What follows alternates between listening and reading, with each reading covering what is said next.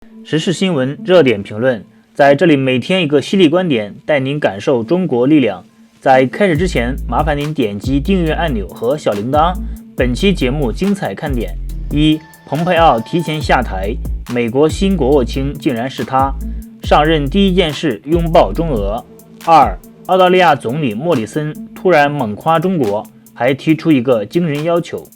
根据俄罗斯卫星通讯社11月26日的报道称，拜登团队成员日前向媒体透露了下一任国务卿的人选，这位候选人是拜登的长期盟友托尼·布林肯。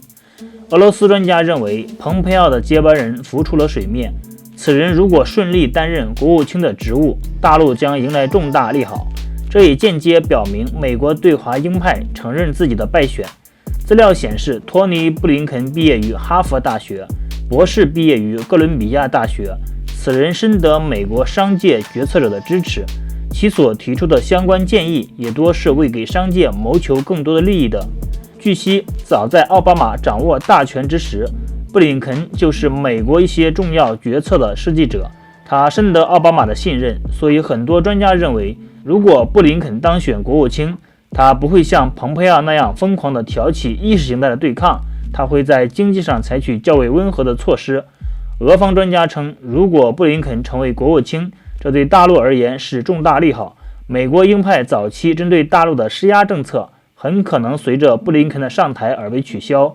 其实俄方专家这样的预测过于理想，不论布林肯是鸽派还是鹰派，其根本目的还是为了美国服务。他所定制的针对大陆的相关政策，出发点不会是从大陆的角度去考虑，而是会从美国利益的角度去考虑。所以拜登选择任何人担任国务卿的结果都是一样的，其针对大陆的整体政策不会有根本的改变。从目前的情况来看，即便是拜登上台，他针对大陆的整体政策也不会发生改变。其在竞选期间表示会积极返回川普所提出的退群计划，就是在弥补川普退群所造成的损失。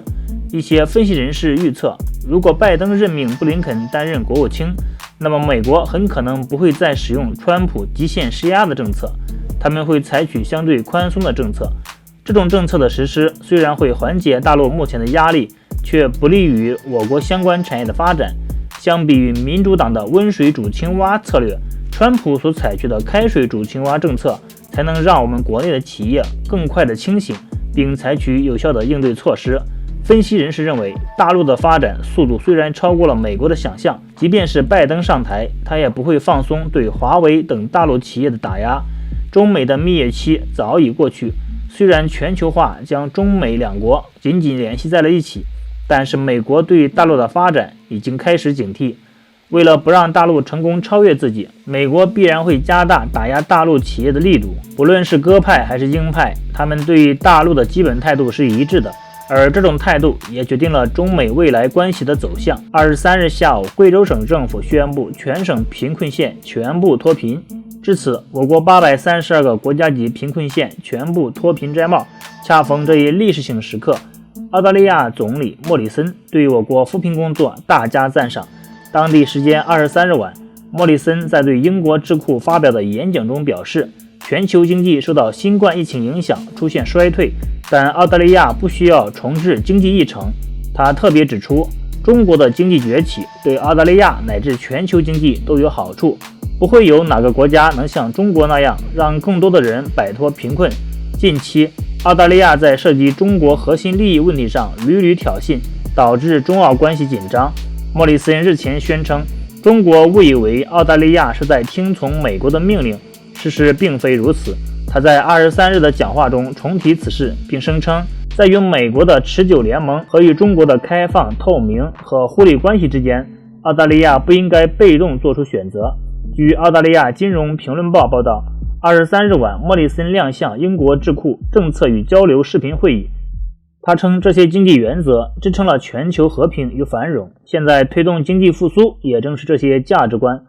我们不需要重置澳大利亚的经济议程，我们只需要继续前进。莫里森还认为，在这一困难时刻，大国和强国应该借助多边机构创造财富，发挥影响力，而不是通过军队挥舞大棒。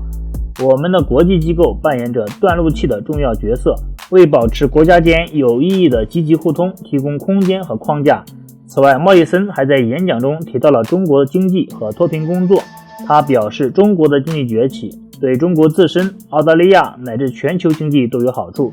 他说，作为一个独立的主权国家，澳大利亚似乎没有自己独特的利益或观点，这种认知是错误的。我们永远是澳大利亚，并将根据国家利益制定自己的法律和规则。尽管莫里森对于澳大利亚的独立性言之凿凿，澳媒却有着不同的理解。澳金融评论报同日发表题为在与中国的交往中，澳大利亚使自己成为局外人的评论文章，指责莫里森政府以两国战略合作为代价，选择与中国进行战略竞争。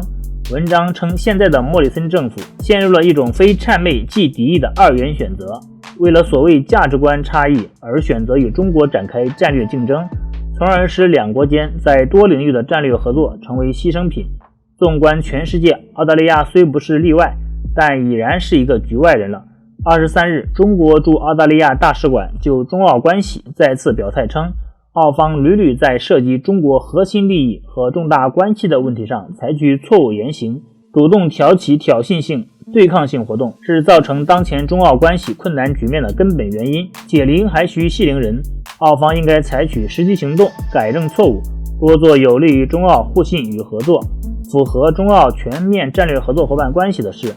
以切实为两国各领域合作创造良好的氛围和条件。在亚太经合组织 APEC 第27次领导人非正式会议上，中方表示将积极考虑加入全面与进步跨太平洋伙伴关系协定 CPTPP。 此表态立即引起外界关注，其中就包括一手酿成中澳关系紧张的澳大利亚。据澳金融评论报23日报道称，澳贸易部长伯明翰对此回应称，澳大利亚欢迎一些全球伙伴加入高质量的 CPTPP。 伯明翰说， CPTPP 是一个开放的平台，只要新成员能够达到协议的高标准，而且其他各方也达成共识，就可以加入。香港南华早报6日曾发表题为中国与 CPTPP 是时候重新考虑加入了吗的文章，其中援引彼得森国际经济研究所数据称，中国加入 CPTPP 后将为自身及现有成员国带来巨大的经济利益，贸易量将增长 50%， 全球收入将增长 76.7%，